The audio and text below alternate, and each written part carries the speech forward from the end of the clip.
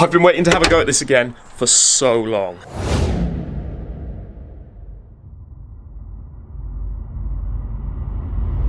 In the last video we got my MK7 Fiesta Zetec S that I rebuilt back on the road and got it through an MOT. So I've been driving this car around for a couple of days getting used to it, and there will be a first drive video coming, but I wanted to get this video done first because if this goes well it could lead to bigger and better things in the future. Back in the summer of 2021 me and some friends wrapped my MK6 Fiesta ST for Ford Fair, and nearly 2 years on it's still holding up really well. And ever since then I've been dying to have another go at vinyl wrapping, so today's the day. Now my MK7 isn't just any old Zetec S, this is actually a black edition. There were two special editions if you like, a black edition and a red edition, and basically the red edition is just the colours of this but flipped the other way round. I guess you could say my MK6 is kind of the same sort of colour, it's just missing the black wing mirrors, but nevertheless this is a black edition, and despite the red accents compared to a normal black Zetec S, this has actually got a 140 horsepower version of the 1 litre EcoBoost engine as opposed to the 125 I think that comes in sort of the normal Zetec S. The engine is the same as a normal Zetec S as far as I'm aware, it's just a different map. But nevertheless that's the reason that I bought one of these as opposed to a normal Zetec S, because I wanted the 140 horsepower version. But if I'm honest, I'm not really a fan of all the red accents because you can get Minis, you can get, I think some sort of Toyotas have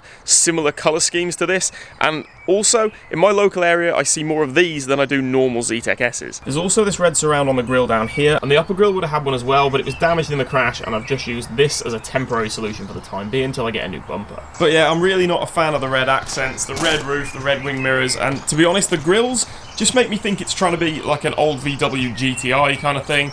I don't know, but either way, it's not for me. So when Aluko Vinyl reached out to me and asked if I wanted to try out their wrapping film, I jumped at the chance to not only get rid of these red accents on the Zetec S, but also to try my hand at vinyl wrapping for a second time. Now one day I'll probably want to wrap the whole car, and who knows, if this goes well, maybe Aluko will want to work with me again.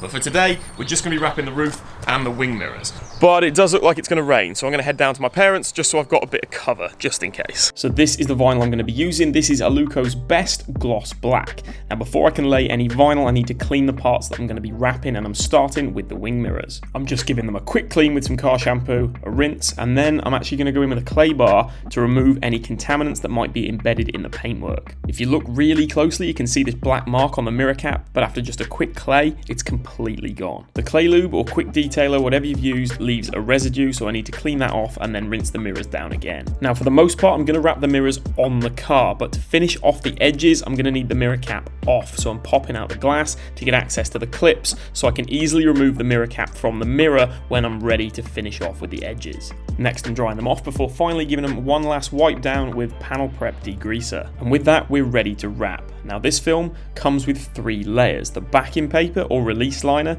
then the vinyl itself, and then this particular product comes with a protective clear cap as well. This is just to protect the vinyl during installation so that you don't scratch it, and is removed once you've finished installing it. Now you guys know that I am not a vinyl wrapper, but I'm the kind of person who just wants to learn new skills as often as I can. Ever since I found out about vinyl wrapping I've been fascinated by it, and it's something that I really want to practice and get good at. Now I'll be honest with you, to start with I was really struggling. Wing mirrors aren't the easiest at the best of times because of the shape of them, like all the curves. It just makes it quite difficult to lay a flat piece of vinyl on. And look at these wing mirrors, they're a lot rounder than say the wing mirrors on my ST. Now despite the shape of the mirrors I was struggling with the vinyl itself. I found it didn't squeegee very well, and I found it also didn't respond very well when I tried to heat and stretch it. And this got me thinking that perhaps that protective cap layer, the clear layer on top, might just be to protect the vinyl during storage and shipping. So I decided to pull that piece off, remove the cap layer, and then try again,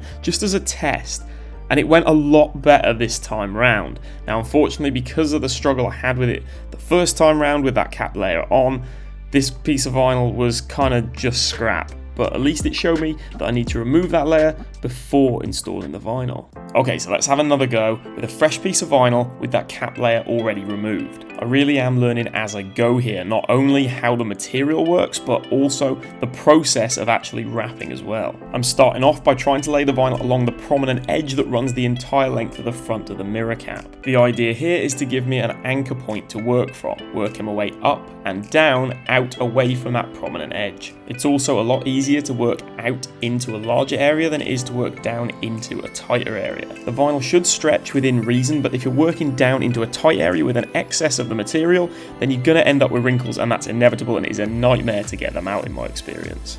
Now, there are going to be some wizards out there who can wrap an entire mirror cap with very minimal heat and stretching of the vinyl. For me, that is not the case because I am still a novice at this. But heating and stretching isn't without its own pitfalls. Too much stretch on such a small curved piece like a wing mirror cap is going to add a lot of tension to the edges once you've tucked these in, and it could cause them to fail. I used as little heat and tried to stretch the vinyl as little as possible, but in some areas it was just inevitable. But nevertheless, I managed to get about 90% of the mirror cap wrapped with it still on the car before I had to remove it to finish off the inside closest to the window, and then finish off all the edges. I need to make sure there's absolutely no red showing when I tuck the edges in because it would just be so obvious, and I'm being careful not to apply too much tension which might cause the edges to fail. With the edges finished, I can trim off the excess, and then it's important to post heat the whole piece so that the vinyl kind of loses its memory and doesn't try to snap back to its original shape. The post heating process should also help to relieve some of that tension that you may have added while stretching the vinyl.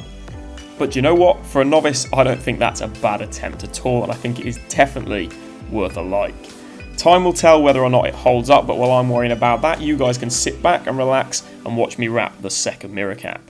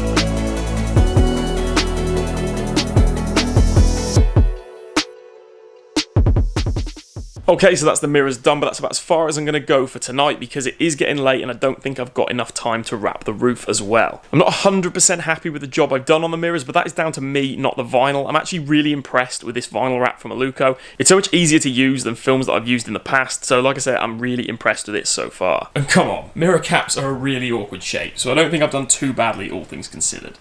That's got to be worth a like.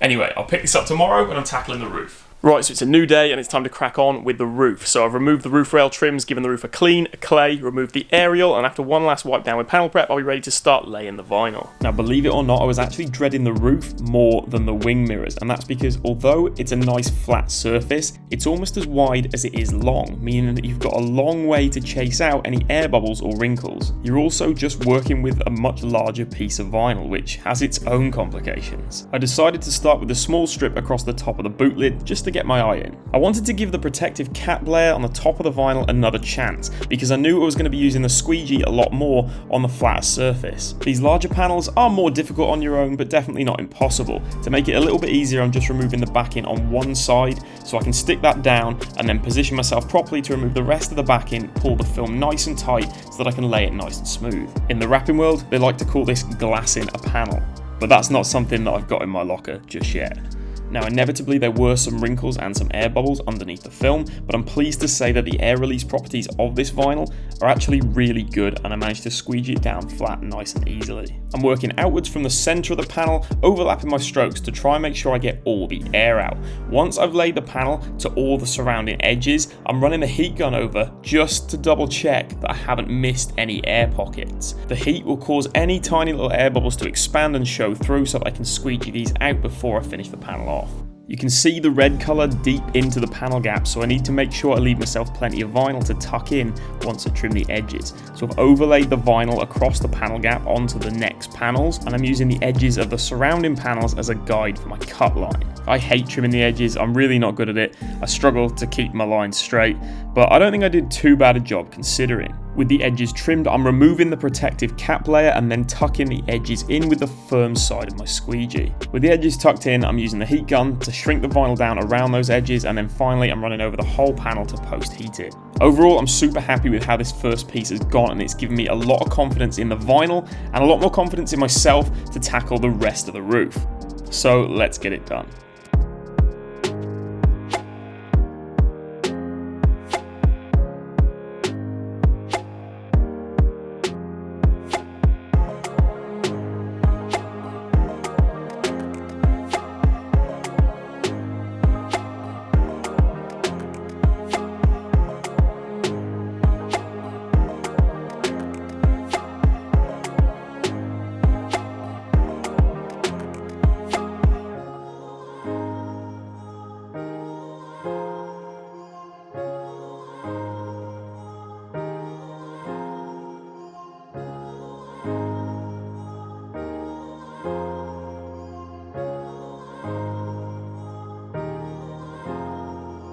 And just like that, we're back at home, the roof is done, and I'm super happy with the results. Overall, I'm really impressed with this vinyl wrap from Aluko. It was easy to work with and the finish is really good. As for my wrapping skills, well, they need a little bit of work. I cut this bit a little bit too high. And annoyingly, I got a couple of little creases, but that again is down to me. But I don't think I've done too bad a job considering I am a complete novice. But this channel is all about having a go. And if vinyl wrapping is something that you want to have a go at, then check out Aluko Vinyl and use code Mike for a discount. I'd like to say a huge thank you to Aluko Vinyl for sending the wrap out for me. There'll be links to their website and all their socials down in the description. And if you're not looking to wrap your car, then please just go follow their Instagram, drop a comment, a like on one of their posts, let them know you've come from the channel, because it really does help me out to know that you guys are supporting the people that support Mend It Mod It. Now you've got to admit the car is looking a lot better now we've got rid of the red roof and the red wing mirrors. They really were not for me. Just the grills to sort out now, but like I said earlier, that should be sorted out when I finally get a new bumper for this car. But that is going to be it for this video, so thank you very much for watching and I'll see you next time.